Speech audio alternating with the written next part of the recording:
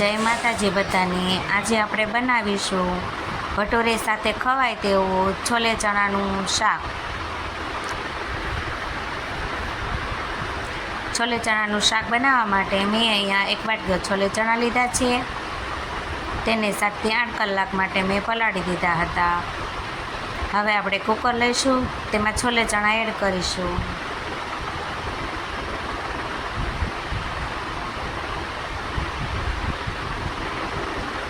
પછી સ્વાદ પ્રમાણે મીઠું એડ કરવાનું છે અને છોલે ચણામાં આપણે ચમચો ફેરવી દઈશું।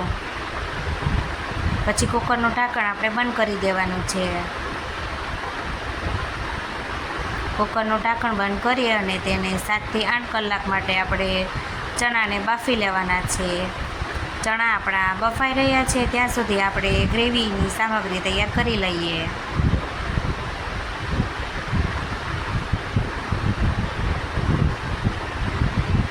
સામગ્રીમાં મેં 4 ટમેટાં લીધા છે, 3 કાંદા લીધા છે, 7 થી 8 કળી લસણની લીધી છે, 1 ટુકડો મોટો આદુનો લીધો છે। આ બધી વસ્તુને આપણે કટરમાં કાઢવાની છે।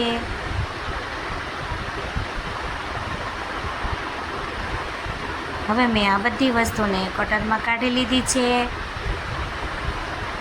તમાલપત્ર લીધા છે, 2 સૂકા લાલ મરચાં લીધા છે, કસ્તુરી મેથી લીધી છે, 2 મરચી લીધી છે, તેના મેં 2 લાંબા ચીરિયા કર્યા છે।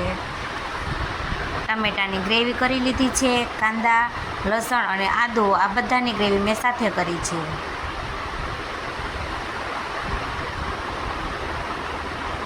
હવે આપણે કડાઈમાં તેલ મૂકવાનું છે।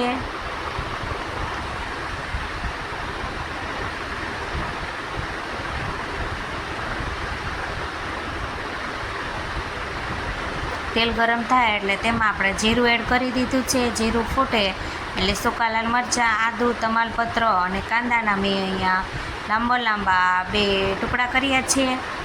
તેને આપણે સાતળી લઈશું। આ ટોટલ ઓપ્શનલ છે, જો તમને ફાવે તો લેવાનું, નહીં તો તમે ના પણ લ્યો તો પણ ચાલે। પછી મીઠું નાખી અને સરસ રીતે આપણે કાંદાના લાંબા ચીર્યા છે તેને ચડવા દઈશું।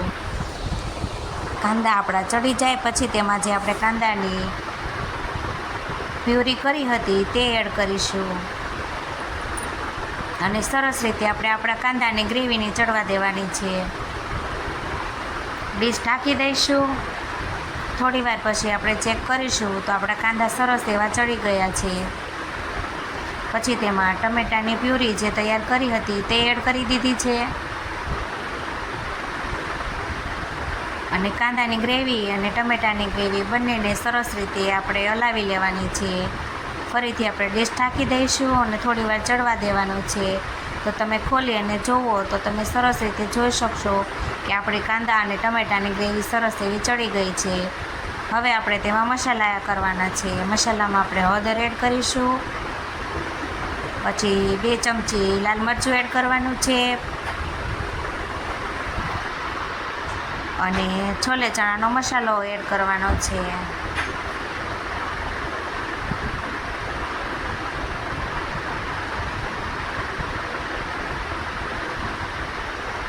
છોલે ચણાનો મસાલો બધો આપણે એડ થઈ જાય પછી સરસ રીતે આપણે ચડવા દેવાનું છે। જો તમને મીઠું ઓછું લાગે તો તમે એડ કરી શકો છો।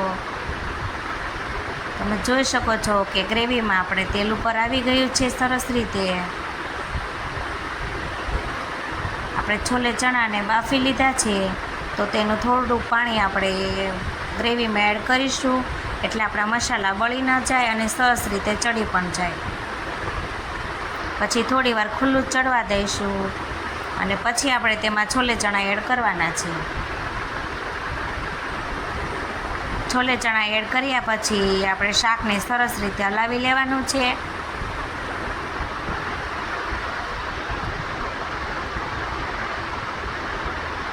અને સરસ રીતે બધું મસાલો, છોલે ચણા, ગ્રેવી બધું સરસ રીતે મિક્સ થઈ જાય એ રીતે આપણે ત્યાં સુધી તેને ચડવા દઈશું। ચડી જાય પછી તેમાં કસ્તુરી મેથી અને લીલા ધાણા એડ કરી દેવાના છે। તૈયાર છે આપણું છોલે ચણાનું શાક। હવે આપણે તેને એક ડીશમાં સર્વ કરીશું। તો તમે જોઈ શકો છો કે મેં તેને ભટુરે સાથે સર્વ કર્યા છે। જો તમારે અમારા ભટુરેનો વિડીયો જોવો હોય તો આગળ આપેલો છે.